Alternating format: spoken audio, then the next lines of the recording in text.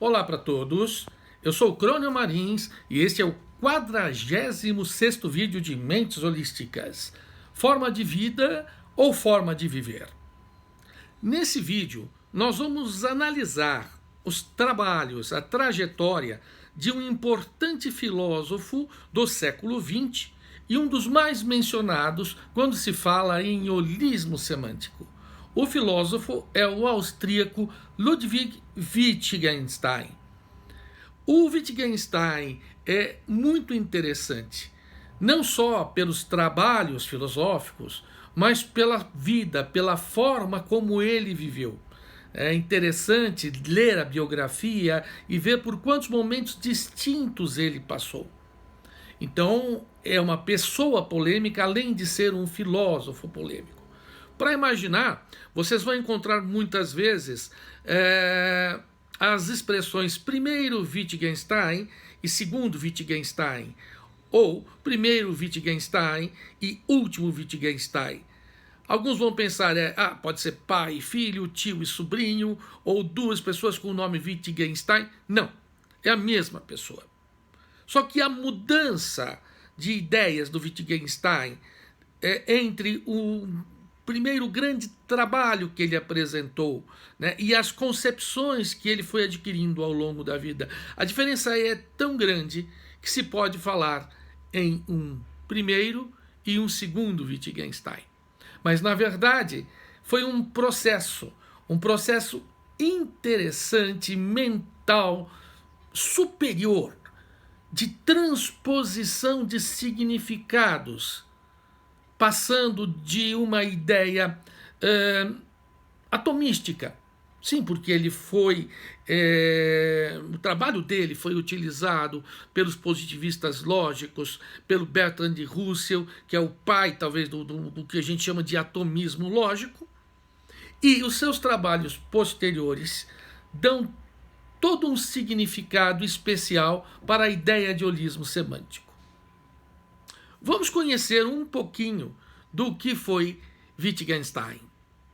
Ludwig Wittgenstein viveu de 1889 a 1951.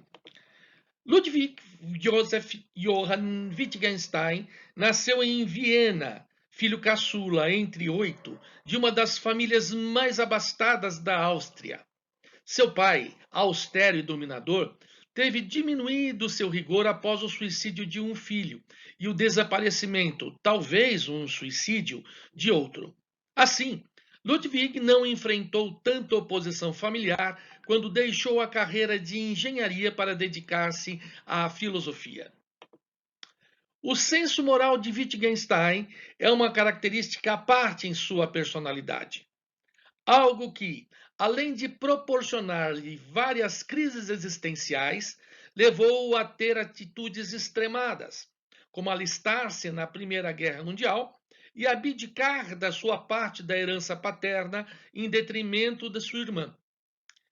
Mesmo com todas as possibilidades familiares, bem como tendo renomados afetos acadêmicos, como o de Bertrand Russell, em etapas da vida trabalhou como professor em áreas rurais e até como jardineiro. O chamado primeiro Wittgenstein, ou seja, aquele da sua primeira fase em filosofia, é caracterizado pelo seu único livro publicado em vida, o Tractatus Lógico-Filosóficos, ou Tratado Lógico-Filosófico, ou ainda simplesmente Tractatus, de 1921.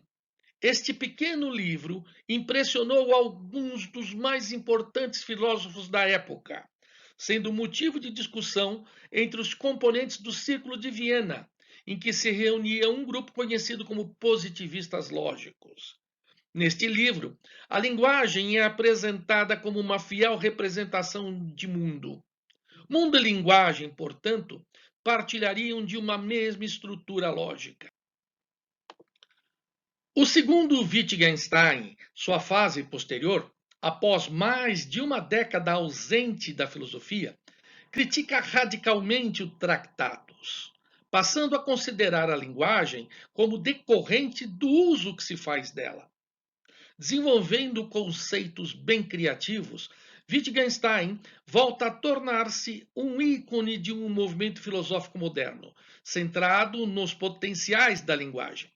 Polêmico, como professor em Cambridge, coleciona afetos e desafetos, mas também uma adoração pelos alunos e discípulos que, através das notas de aulas, garantirão que seu pensamento sobreviva ao seu corpo.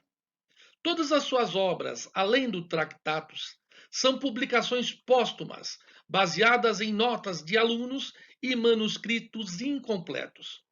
A principal e característica deste segundo período filosófico é Investigações Filosóficas, publicada em 1953. Faleceu em 28 de abril de 1951, em decorrência de um câncer de próstata, deixando muitas questões sobre seu pensamento sem serem respondidas e, portanto, objetos de estudo até hoje. Seu primeiro trabalho, o Tractatus, Wittgenstein considera a linguagem como uma descrição do mundo. Ele não vê o mundo como formado por objetos, mas como fatos. E os fatos são as relações entre objetos. Então é como se eu tivesse fotografias do mundo, cada fotografia constitui-se de objetos que se relacionam. Estas relações são lógicas. Estas relações entre os objetos são relações lógicas. E o que a linguagem faz é descrever essas relações lógicas. Existe, então, logicamente falando, uma mesma forma da linguagem para os fatos, que é o que compõe o mundo. Então, se eu tenho um relacionamento entre os objetos nos fatos, eu vou ter este mesmo relacionamento na linguagem.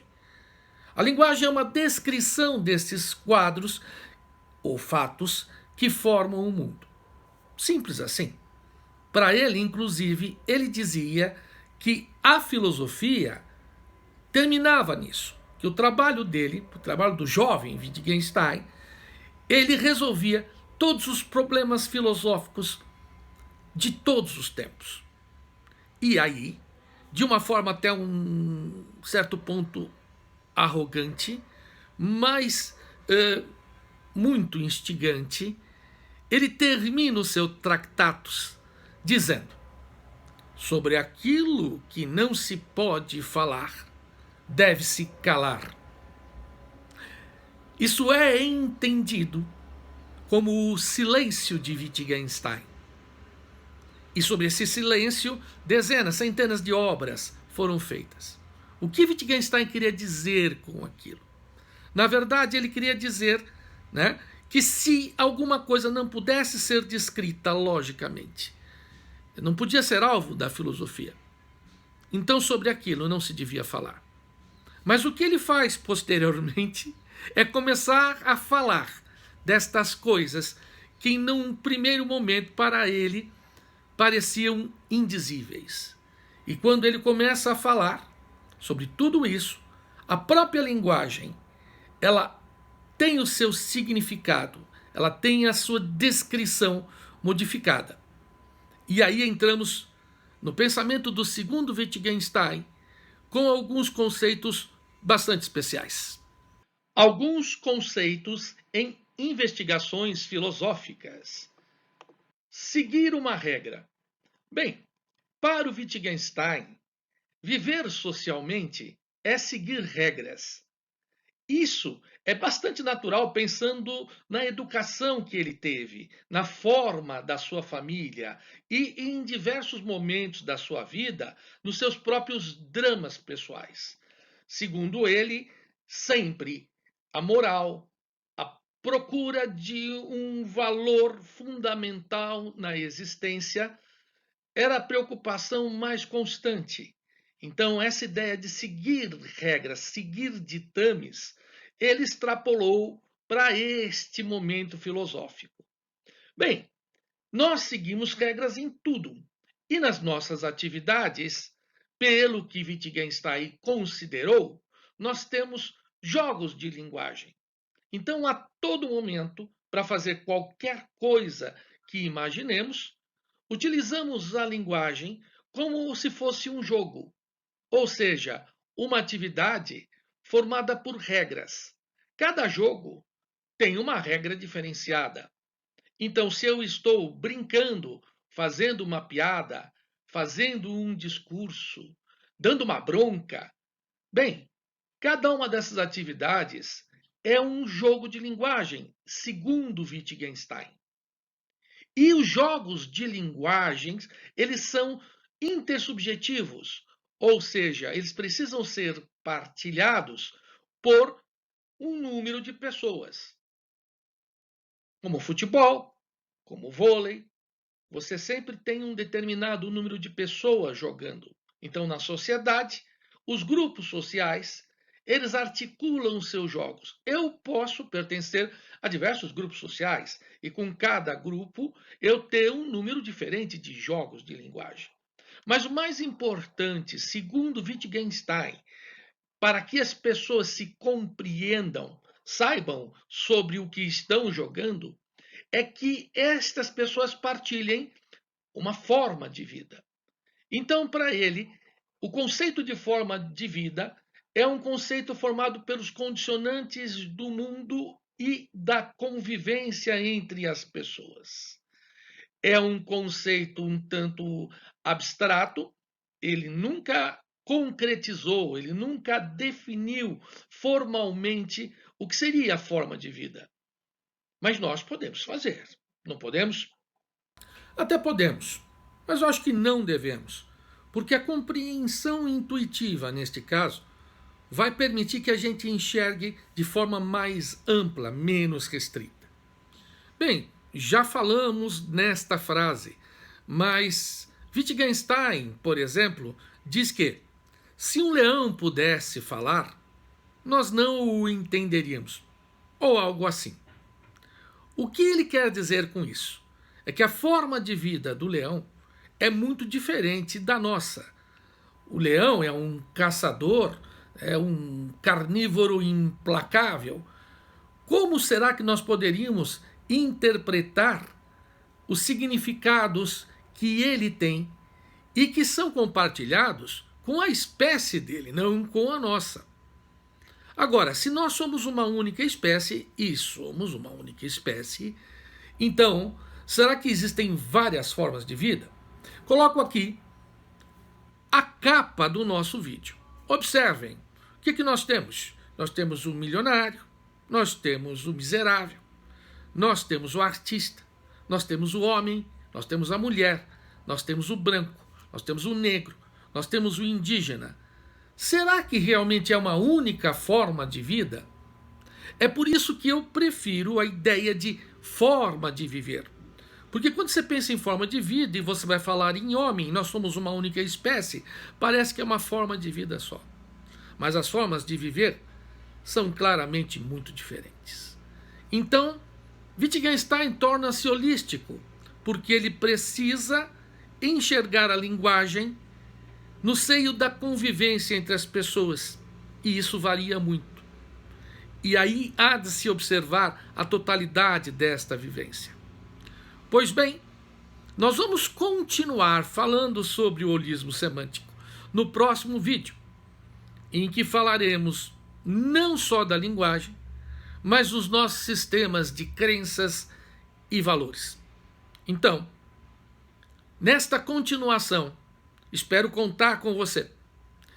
Se inscreva no canal, divulgue nossa produção, comente, esteja conosco no próximo vídeo. Um grande abraço. Até lá.